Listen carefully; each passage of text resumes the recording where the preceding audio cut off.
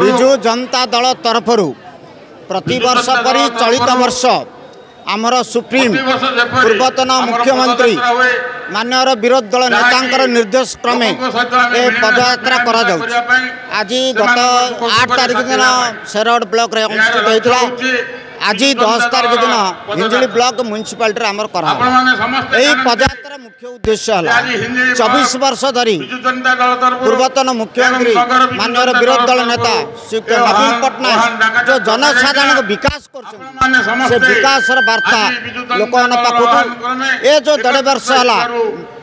मिथ्या प्रतिश्रुति लोक मन भूलई जो बीजेपी सरकार आई ए बीजेपी सरकार 1.5 वर्ष भितर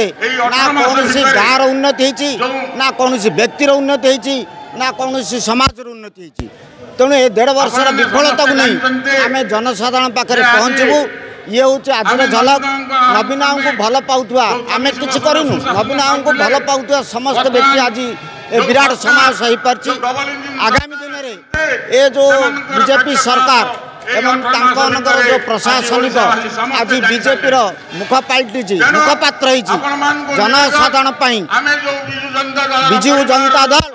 आगामी दिन में ब्लॉक तहसील म्युनिसिपालिटी घेराव कर राज रास्तार जनसाधारण समस्या अधिकार लड़ाई कर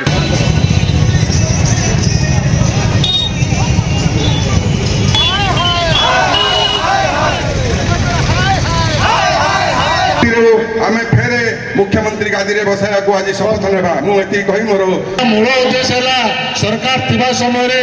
जो जनसंपर्क पदयात्रा करा एक ऐतिहासिक पदयात्रा आपण मैंने देखिए राज्य बीजेडी सभापति नवीन बाबू निर्देशक में निज हिंजिली निज निर्वाचन मंडली रे आज असंख्य लोक माँ भौणी मैंने समस्त स्वतः प्रमुख भाव आसती पदयात्रा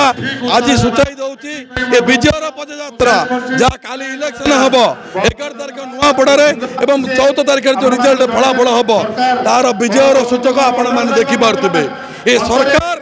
ये दीर्घ दिन है जो शोई आज जो सरकार आसी बीजेपी सरकार विरुद्ध रणहुंकार देवाई एवं बीजेपी सरकार को जो लोकंर क्षति सहवाई जो हैरान हरकत कर